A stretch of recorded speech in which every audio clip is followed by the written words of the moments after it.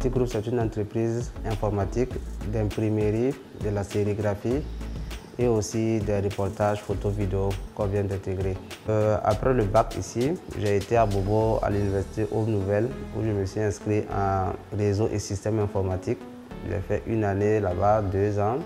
Et après, lors des vacances, il y a un oncle qui a eu un stage pour moi à Ouagadougou. Je suis allé pour faire le stage et il se trouvait que dans l'entreprise, on avait besoin d'un administrateur système. Bon, ils avaient déjà lancé un recrutement. J'ai fait 1 mois de stage. Le directeur était content. Il a annulé son recrutement et il m'a proposé de rester directement avec lui et de continuer ma licence là-bas. Vu la monotonie de la vie de bureau, bon, j'ai décidé de trouver quelque chose qui va me permettre d'exploiter tout mon potentiel en réalité. Donc voilà pourquoi j'ai pensé à Expertise Group et j'ai décidé de venir m'installer à Banfora pour tenter l'aventure.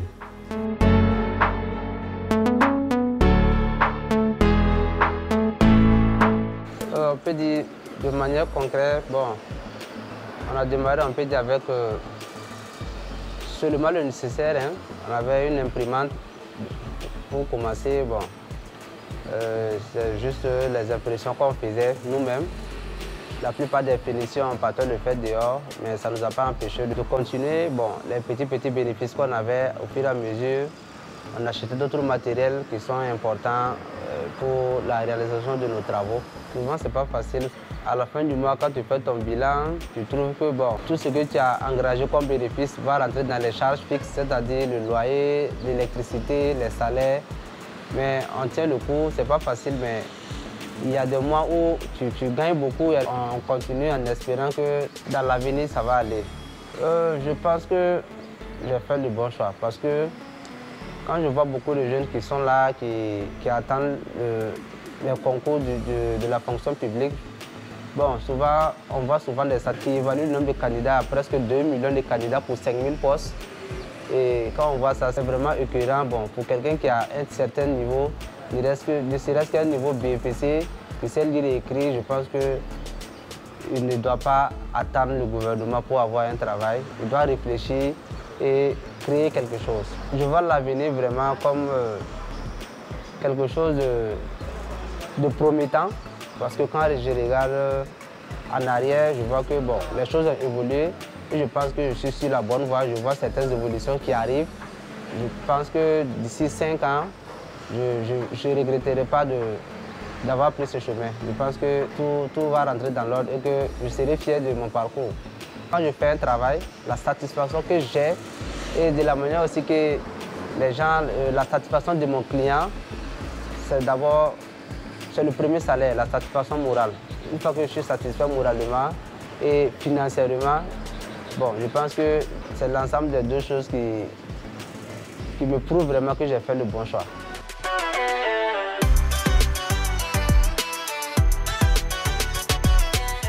Le jour qu'il m'a annoncé qu'il voulait créer une petite entreprise, bon, je n'étais pas totalement d'accord avec lui. Parce que mon souhait, c'était qu'il finisse au moins ses études, avoir son diplôme, avant de se lancer dans une telle activité. Bon, il a essayé de me convaincre. Bon, Dieu merci, il ne se débrouille pas mal.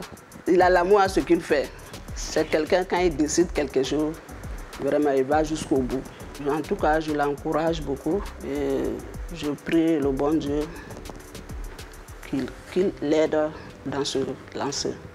Avant, pour certains soucis financiers, on était obligé de les contacter tout et tout. Actuellement, je ne dirais pas qu'on se prend totalement en charge, mais vraiment pour les petits trucs, on ne dérange plus les parents. Souvent même on vient en aide à nos petits frères, c'est ça qui est vraiment satisfaisant dans toute l'histoire. Dans toute chose, il y a beaucoup de difficultés. D'abord, au début, c'est pour avoir la confiance de certaines personnes.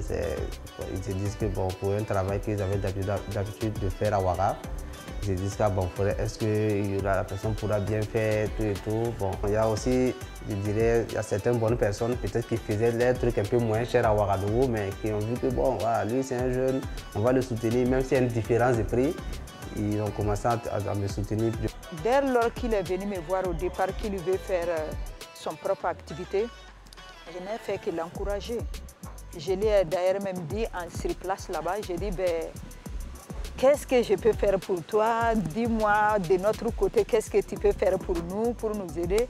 C'est là qu'il m'a dit que voilà, tanti, je peux vous faire les t-shirts, les cartes de visite, les panneaux, quoi. J'ai dit, ben, ça tombe bien. Donc tous les t-shirts que les filles portent, c'est lui qui en a fait. Et mes cartes de visite, mes dépliants, les panneaux publicitaires. Donc je me suis dit, il faut trouver un modèle pour l'encourager, il faut trouver une solution pour qu'il avance là-dedans. Je suis la présidente de l'association des hôteliers et restauratrices. Je profite de ça et puis j'ai dit à tous les hôteliers et restaurateurs lors de nos rencontres.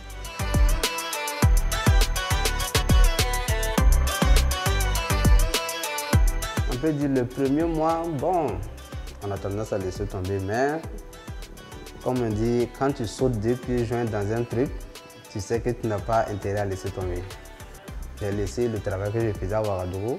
J'ai laissé, comme on appelle, la soutenance pour venir m'installer ici. Il ne faut pas donner raison aux gens qui disaient que bon, c'est mieux de faire autre chose. Donc c'est d'abord ce courage-là qui te maintient. Tu vois ça et puis tu fonces. J'aurai 24 ans en octobre. J'ai largement le temps d'explorer d'autres domaines d'activité. Pourquoi mettre beaucoup de flèches dans mon arc, voilà. Mon objectif vraiment c'est d'avoir au moins 5 sources de revenus différents qui puissent fonctionner même si je ne suis pas là. Pour y arriver, je regarde d'abord la société, comment la société fonctionne, les besoins de la société et en fonction de ça, on réfléchit pour apporter des solutions aux différents problèmes qu'on rencontre couramment dans la société.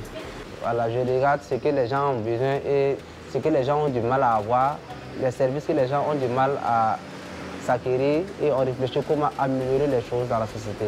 Il y a beaucoup de personnes qui me voient ici et disent « Ah bon, le petit il est venu en moins de 2 ans, ça va chez lui, on va faire pareil. » Alors que ce n'est pas les matériels, même si tu peux avoir les moyens de prendre tous ces matériels.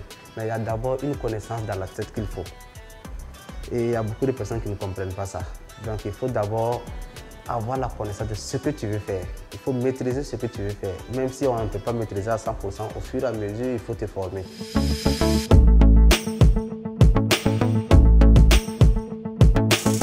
Tant qu'il y a le travail, on travaille. Maintenant, comme loisir, bon, j'ai beaucoup d'autres amis qui sont dans l'entrepreneuriat. Il y a beaucoup de personnes qui ont fait l'électricité, qui ont ouvert leur entreprise.